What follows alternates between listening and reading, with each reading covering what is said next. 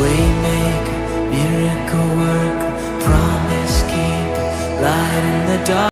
దేవుని బిడ్డలారా, చివరి మాట, తండ్రి అయిన దేవుడు తాను తీసుకోబోతున్న విశ్రాంతి. యేసు క్రీస్తు ప్రభుల వారు తాను తీసుకోబోతున్న విశ్రాంతి. తండ్రి అయిన దేవుడు తనకు అప్పచెప్పిన పని అంతటిని ముగించాడు. ఆరో మాట సమాప్తమైనది, కంప్లీట్. ఇంకా ఏమి మిగిలి ఉండలేదు, పరిపూర్ణం చేసేసాడు. మానవాళికి కూడా ఇంకా ఏమి చెల్లించవలసిన అవసరం లేకుండా మానవాళి చేసిన పాపములు, ఆయనకు అర్పించవలసిన బలులు, ఇంకేమైనా చేయవలసిందిగా ఉన్నా కూడా ఆయన కల్వరి శిలువలో సమాప్తం చేశాడు. ఇంకా నేను మనకు ఏం అర్పించేది లేదు. మనకు రావాల్సిన తీర్పులు కూడా తీర్చేశారు. మొదటిలో తండ్రి అని పిలిచాడు. గెత్సేమనే తోటలో కూడా ఆయన ప్రార్థన చేస్తూ తండ్రి నాయనాన్ని మొరపెట్టాడు. తండ్రి నాయనాన్ని మొరపెట్టాడు. ఆయన శ్రమ పొందబో ముందు తండ్రి నాయనాన్ని మొరపెట్టాడు. శ్రమ పొందుతూ ఆకాశము మధ్యలో వేలాడుతూ తండ్రి అని మొరపెట్టాడు. చివరికి తండ్రి అని సంబోధిస్తూ వచ్చాడు. నీవు అప్పచెప్పిన పని మొత్తము కంప్లీట్ చేశాను, ఇక మిగిలింది తండ్రి నా ఆత్మను నీ చేతికి అప్పగిస్తున్నాను, నువ్వు తీసుకో. ప్రియ దేవుని సంగమ, దేవుని బిడ్డలారా,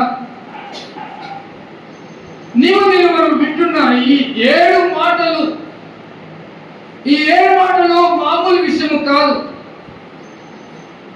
ప్రపంచ దేశాలని, మహామహా మొండి వాళ్ళను, మహామహా గనులను తలకిందులు చేసిన ఈ 7 మాటలు ఎంతో ప్రాముఖ్యమైనవి. మానవాళికి సంబంధించిన ప్రతిదీ కూడా యేసుక్రీస్తు ప్రభువు వారు ఈ భూలోకంలో నెరవేర్చాడు. నీకు నాకు మనందరికీ కూడా నిత్య రాజ్యాన్ని సిద్ధము చేశాడు. ఇప్పుడు నేను మనం చేయవలసినది జ్ఞాపకం చేసుకోవాలి. ఏమి చేయాలి? మనం తానేదో పరిపూర్ణం చేశాడు. పరిపూర్ణమైన వ్యక్తిగా, పరిపూర్ణమైన దేవుడుగా తను తాను నిరూపించుకున్నాడు. తండ్రికి అప్పచెప్పుకున్నాడు. తాను ప్రేమించిన మానవాళిని పరిపూర్ణము చేయడానికి సమస్తము కూడా సిద్ధము చేశాడు. ఇప్పుడు నేను చేయవలసిన పని ఆలోచన చేయాలి. సంవత్సరాలు గడిచిపోతున్నాయి. ప్రతి సంవత్సరము లేటెస్ట్ వస్తుంది, పోతూ ఉన్నది. అయ్యా, ఇది చివరిదేమో, ఇది ఏమో, నీ పరిస్థితి ఏమో, నా పరిస్థితి ఏమో జ్ఞాపకం చేసుకో. దేవుడు కోరుకునేది నీ హృదయాన్నే కోరుకుంటున్నాడు. నేను సమస్తము కూడా పరిపూర్ణం చేశాను, నా ఆత్మను కూడా నీకు అప్పచెప్తున్నాను తండ్రి. ఆయన బాధ్యతను నెరవేర్చుకున్నాడు. మానవాళి కొరకు ఈ లోకానికి వచ్చాడు.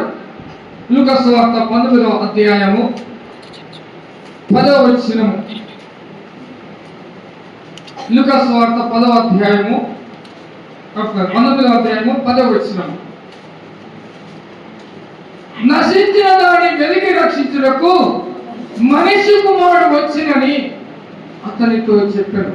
మనిషి కుమారుడు యేసుక్రీస్తు ప్రభుల వారు తండ్రి దేవుడు ఆత్మరూపిగా మానవ శరీరంలో ఉద్భవించి మానవుడిగా ఆయన 33 సంవత్సరాలు ఈ భూలోకంలో నీ నా మా అందరి కొరకు జీవించాడు. త్యాగపూరితమైన జీవితము, ఏమీ లేనివాడిగా ఈ లోకంలో జన్మించాడు. ఉండడానికి సత్రంలో కూడా స్థలం లేదు ఆయనకి. ఆకాశ పక్షులకున్నవి గుళ్ళు, కుందేలకున్నవి పేటి బిడులలో, మానవులందరికీ గృహాలున్నవి. యేసుక్రీస్తు ప్రభువు వారు ఏమీ లేని వాడుగా పశువుల పాకలో జన్మిస్తూ వచ్చి ఉన్నాడు. రిక్తుడిగా వచ్చాడు. నిన్ను ధనవంతుడిగా మార్చడం కొరకు, నిన్ను పరిపూర్ణమైన వ్యక్తిగా మార్చడం కొరకు, నిన్ను తలగా మార్చడం కొరకు ఆయన తోకగా మారాడు. ఆ కల్వరి శిలువలో నీగా మన పాపములన్నిటి కొరకు త్యాగపూరితమైన తన దేహమును అర్పించి ఉన్నాడు. ప్రియమైన దేవుని సంగమా, దేవుని పిల్లరా, ఈ యొక్క సాయంకాల సమయంలో దేవుడు నీతో నాతో మాట్లాడుకుంటున్నాడు. మొదటి మాట క్షమాపణ, రెండవది విమోచన, మూడవది బాధ్యత, నాలుగవది అఖండన, ఐదవది దాహము, ఆరోది పరిపూర్ణము, సమాప్తము, ఏడవది తన ఆత్మను అప్పగిస్తున్నాడు. ఈ భూలోకంతో పని అయిపోయింది. ప్రియ దేవుని సంగమా, దేవుని బిడ్డలారా, జ్ఞాపకం చేసుకోవాలి. బిగ్గరగా కేక వేసి తన ప్రాణమును విడుస్తూ వచ్చాడు.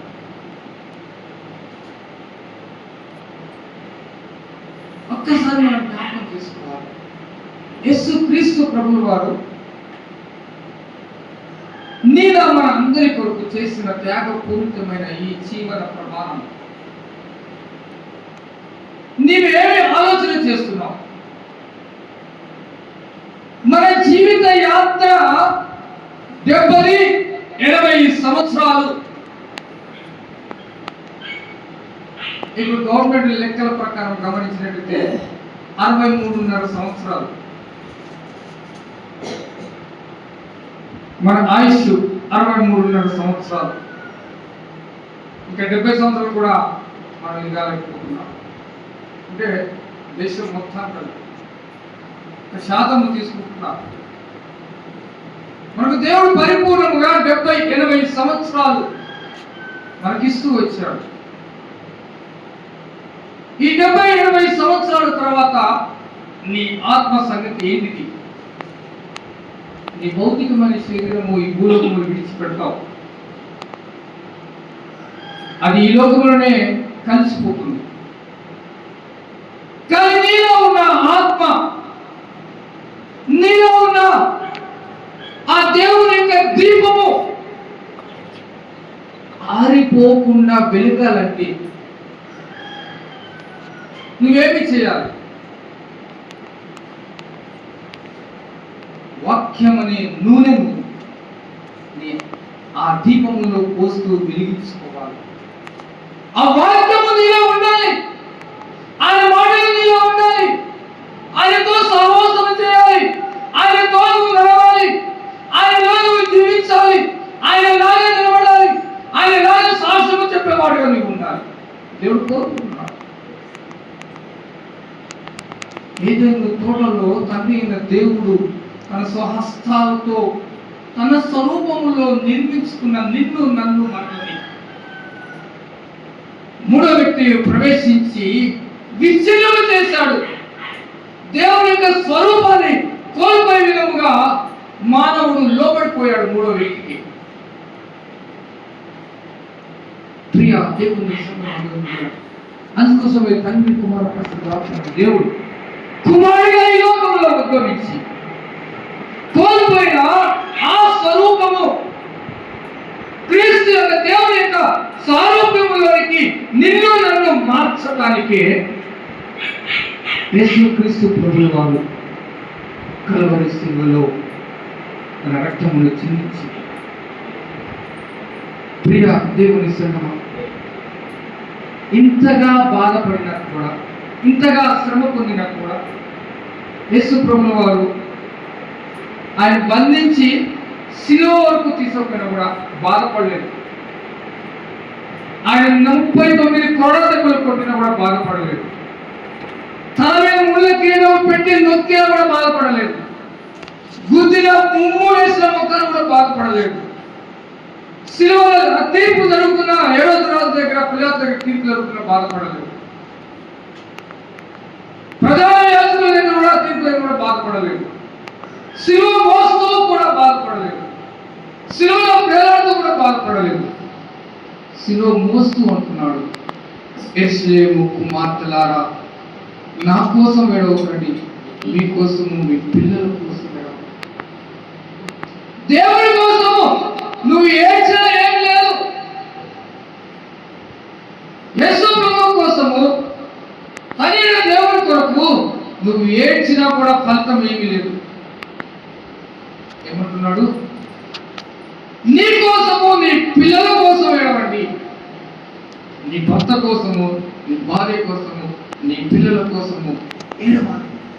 నీ కుటుంబం కొరకు ఏడవాలి. అందుకోసమనే యోబు అంటున్నాడు 1వ అధ్యాయంలో 5వ వచనంలో, వారు దేవునికి వ్యతిరేకంగా ఏమైనా ఆలోచన చేస్తున్నారేమో వారిని పిలిపించి వారిని పరిశుద్ధపరచి ఉదయ కాలంలోనే వారి కొరకు ప్రార్థన విజ్ఞాపన బలులు అర్పిస్తూ వచ్చారు.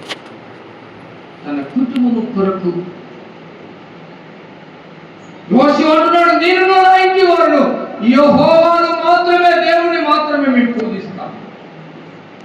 ఆలోచన చేయండి. యేసుక్రీస్తు ప్రభువు ఈ తారకపూరితమైన జీవితము, ఈ భయంకరమైన వేదన, 39 కొరడా 39 కొరడా దెబ్బలు, ఎంత భయంకరమైన శిక్ష.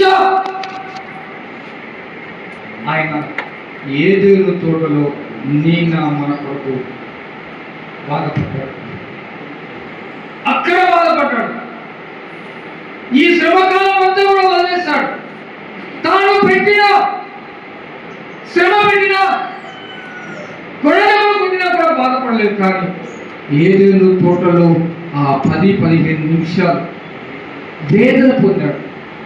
అప్పుడు అంటున్నాడు, తండ్రి నాయనా, తండ్రి నాయనా, నీ చిత్తమైతే ఈ గిన్నె నా ఎదురు తొలగించవా.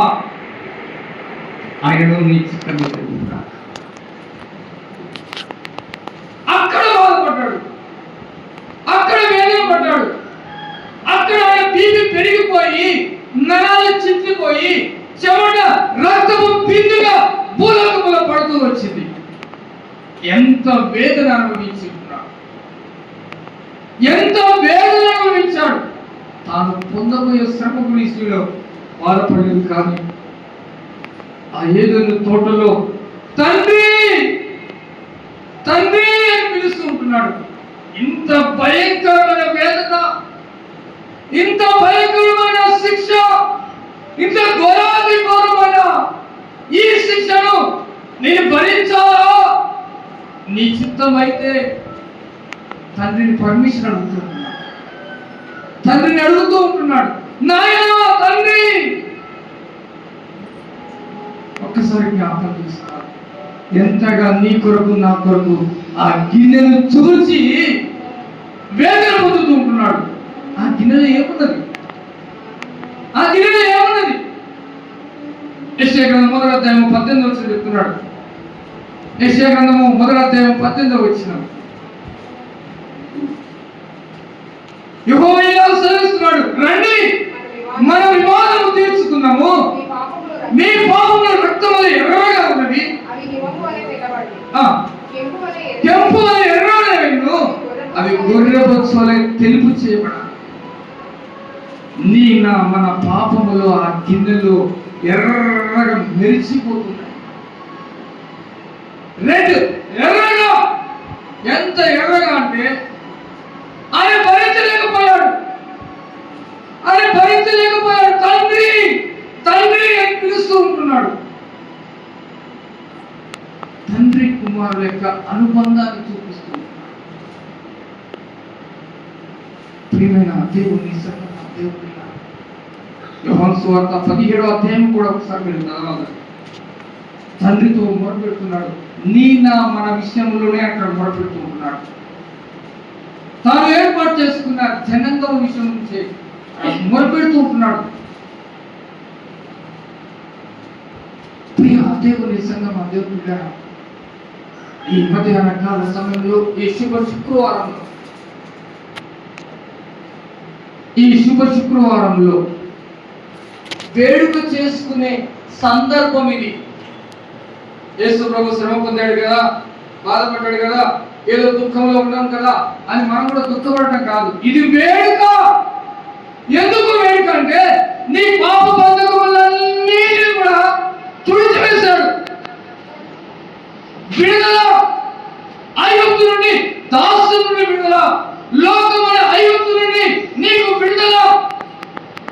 అందుకోసం కొలస్సీయులకు రాసిన పత్రికలో ఆయన మాట్లాడుతున్న 3వ అధ్యాయము, కొలస్సీయులకు రాసిన పత్రిక 3వ అధ్యాయము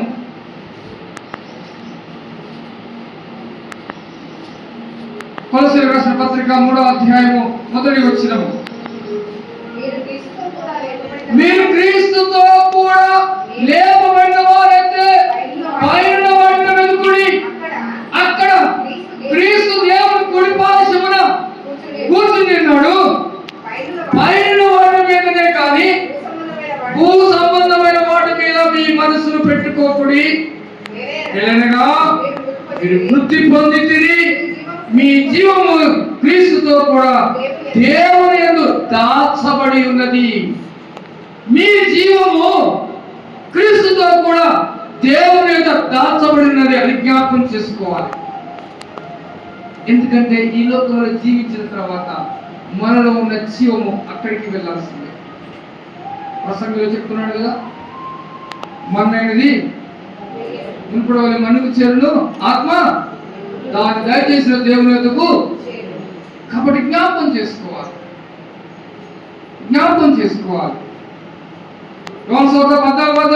చెప్తున్నాడు, అభ్యంతరపడకుడి, నేను వెళ్తున్నాను, మీ కొరకు స్థలము సిద్ధపరచడానికి వెళ్తున్నాను. అందుకోసమే మన జీవం అక్కడ ఉందని జ్ఞాపకం చేసుకొని భూ సంబంధమైన వాటన్నిటి నుండి ఇప్పుడు నువ్వు విడుదల పొందాలి. అన్ని మార్గములు సిద్ధం చేశాడు, సమాప్తం చేశాడు, పరిపూర్ణం చేశాడు. నీకు ఒక చక్కని మార్గము చూపించాడు, సరళమైన మార్గము, ఏ ఇరుకు లేదు, ఇబ్బందులు లేవు. నీవు ఆ మార్గములో నడవాలి. దేవుని యొద్దకు, తండ్రి యొద్దకు నువ్వు చేరాలి. కాబట్టి నీ అడుగులు స్థిరముగా వేస్తున్నావా, అటు ఇటు చూస్తున్నావా, వంకర త్రోవ వెళ్ళాలని చూస్తున్నావా, విశాలమైన త్రోవ వెళ్ళాలని చూస్తున్నావా? జ్ఞాపకం చేసుకో ప్రియ దేవుని సంగమ దేవుని బిడ్డలారా, సమాప్తమైనది. తండ్రి, నా ఆత్మను నీ చేతికి అప్పగిస్తున్నా. తండ్రి దేవుడు యేసుక్రీస్తు ప్రభువు వారు సాతాను బంధకములన్నిటి నుండి కూడా నిన్ను విడిపించడానికి ఆయన ప్రకటనలు చేసి ఉంటున్నాడు. ఇక సాతానుడు నిన్ను ముట్టుకోవడానికి వాడికి అధికారం లేకుండా చేశాడు. అయితే నీవు చేయవలసింది నీ మనస్సును స్థిరపరచు. దావీదు అంటున్నాడు, నేను మానవ మాత్రుని, పరిపరి విధాలు ఆలోచన చేస్తాను, పరిపరి విధాలు చూస్తూ ఉంటాను, ఎన్నో రకాలుగా లోకమును చూస్తూ ఉంటున్నాను. పడిపోతానేమో దేవా నా యందు శుద్ధ హృదయం కలిగించి స్థిరమైన మనస్సును నూతనముగా పుట్టించు ప్రభు. స్థిరమైన మనస్సు మనము చేయవలసింది. స్థిరమైన మనస్సు దేవుడి వైపు నీ మనస్సును పెట్టి ఆయన వైపు చూడాలి. ఆయన ఎక్కడున్నాడు? పైన వాటి మీద మనం మనస్సును పెట్టాలి. ఈ భూలోక సంబంధమైన వాటి విషయంలో దయచేసి ఈ భూలోకం విషయంలో అవి కొంతకాలమే ఉంటాయి, తర్వాత అన్ని మారిపోతాయి. శాశ్వతమైనది పరలోక సంబంధం. ఆ పరలోక సంబంధమైన ప్రేమ శాశ్వతముతో నిన్ను ప్రేమిస్తున్నాడు. శాశ్వతమైన ప్రేమతో నిన్ను ప్రేమిస్తూ ఉంటున్నాడు. నిన్ను స్థిరపరిచాడు, నిన్ను పవిత్రపరిచాడు, పరిపూర్ణం చేస్తాడు.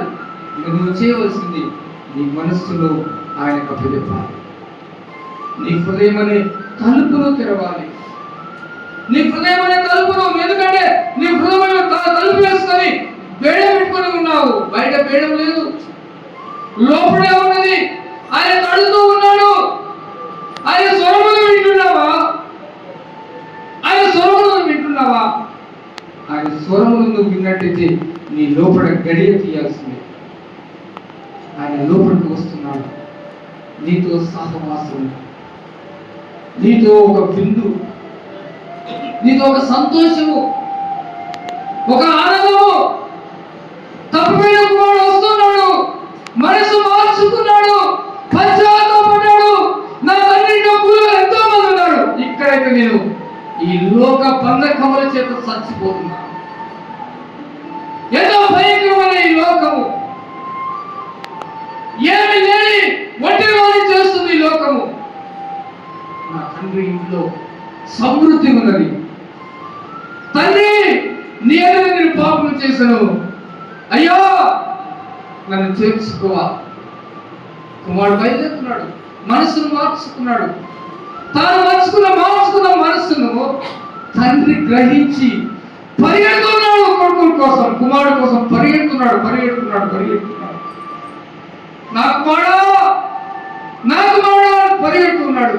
ఏ రకంగా ఉన్నాడో, మాసిపోయిన బట్టలు, అంత చిందరవందరగా ఉన్న మనిషి, ఏమి చూడలే. నా కుమారుడు మనసును చూచాడు. ఆ కుమారుడు యొక్క మనసును చూచాడు, హృదయాన్ని గుర్తుపెట్టాడు, హృదయాన్ని చూచాడు. ఈ మెడ మీద పడి ముద్దు పెట్టుకుని తన ఇంటికి తీసుకెళ్ళాడు. యేసు ప్రభువు వారు నీ కొరకు ఎదురు చూస్తున్నాడు. రెండు చేతులు చాచుతున్నాడు. ప్రయాసపడి భారం వస్తున్న వారు లేకపోతే ప్రియ దేవుని సన్నమా, ఆయన పిలుస్తూ ఉంటున్నాడు.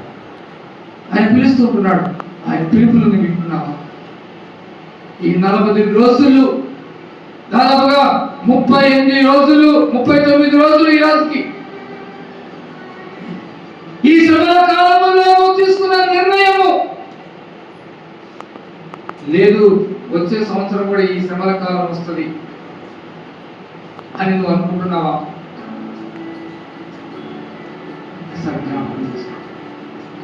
యేసు ప్రభు శ్రమ పొంది ఆయన పరిపూర్ణం చేసి వెళ్ళిపోయాడు. ఆయన బాధ్యత ఎత్తుకుపోయింది. ఇప్పుడు నీ బాధ్యత, నీ కొరకు ఆయన ఎదురు చూస్తూ ఉంటున్నాడు. రెండు చేతులు చాచి ఎదురు చూస్తూ ఉంటున్నాడు. తండ్రి యొక్క విజ్ఞాపన చేస్తున్నాడు. తండ్రి ఇంకా కొంతకాలం నా కుమారుడు మనసు మార్చుకుంటాడు, నా కుమార్తె మనసు మార్చుకుంటాడు. ఇంకా కొంతకాలం నీకోసమేమో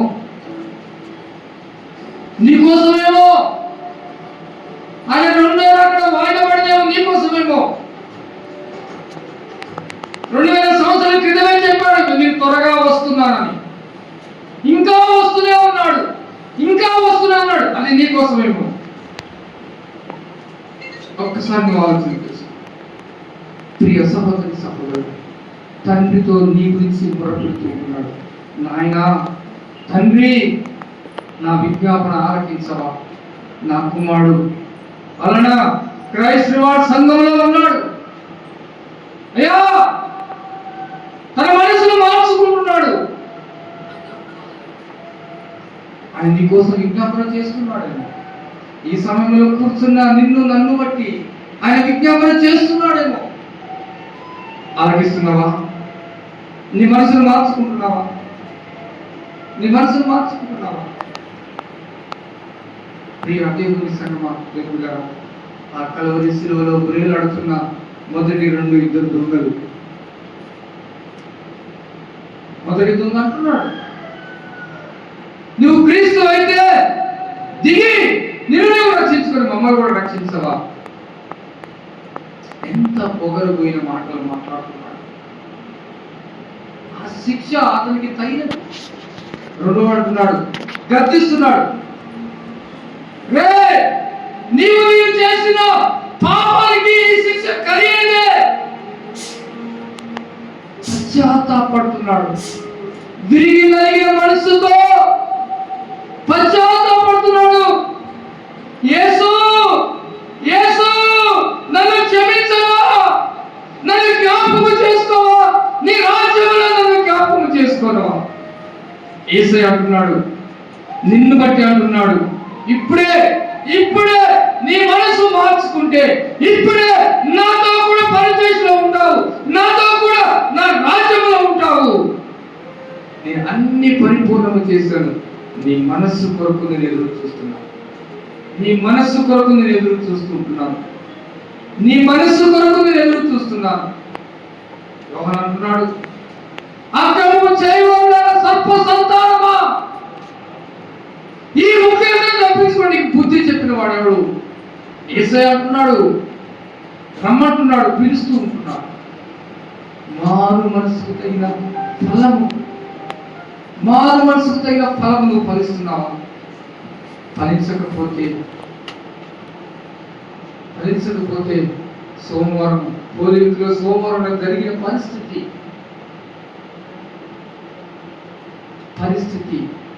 ఇక ఎన్నటి కూడా నువ్వు ఫలింపకుందువు. ఇంకెప్పుడు కూడా నువ్వు ఫలించలేవు.